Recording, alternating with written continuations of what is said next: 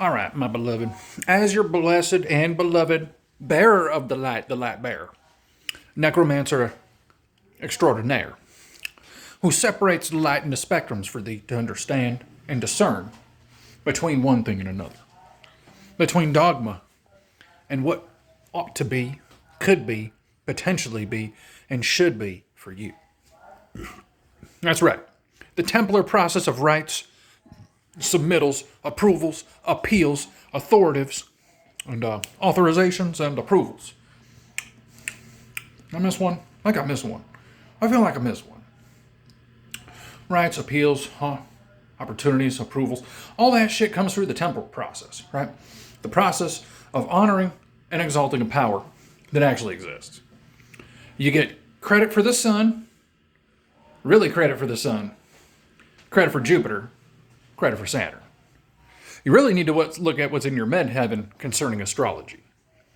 And those who service the powers, your favor is greater if you're a full house sign with a midheaven ruler. My midheaven ruler is Venus. I ought to be serving Venus. I serve Venus, love Venus, give honor and opportunity and thought and hope and contentment in that emanation, making it into my life, because the qualities there are great. So, that being said, we exalt the midheaven because it is the temporal ruler of our existence this time around. So, exaltation to the midheaven and honor to Bald Jupiter. Right? Bald Jupiter, midheaven. Those are your deities. If you're a full house sign, you're already favored. You were favored when you came out the cooter pattern, right? And going forth in favor can exalt and ascend temporally, mentally, hopefully, existentially, materially, into a future that is beneficial for thee. Right? You don't even have to have them in your midheaven sign. You might want to get somebody who has the midheaven sign that you want to exalt, that's weak, on your individual astrology to gain favor, to add attributes, because these favors are attributes of these powers that can emanate down from the cosmological realm to your individual spectrometry, right? That you can emanate individually next to the spectrum fraction emanation from the deity that we're using to charge the authority, the rights, the opportunities that we bring before it during the planetary hour, the planetary day, and the planetary time, because that's how we get necromantic. I had a couple of good ideas about some party favors, some bracelets and stuff associated with, necromantic ideals. Might lease those out. It might be a good idea. A little silversmithing in there. Smacking punches on stuff, making cute items. Might do that. Make it that. This job might power that. Not this necromancy. Not this bearing of the light. Light bearing didn't pay shit. But right now, we're hoping that favor in Bald Jupiter, right? And favor in Venus. We need to figure out a cool name for Venus. What was Venus's name when she was over there with the Aztecs? They exalted Venus. I don't know what they called her. But it was awesome. The day star, the evening star, the eastern star, right? The night star. All the stars. Raining down from the cosmological realm, 8 ways perfect into my mind. A spectrometry of understanding, fractalated out from the God mind, and omnipotent eternal, for you to understand.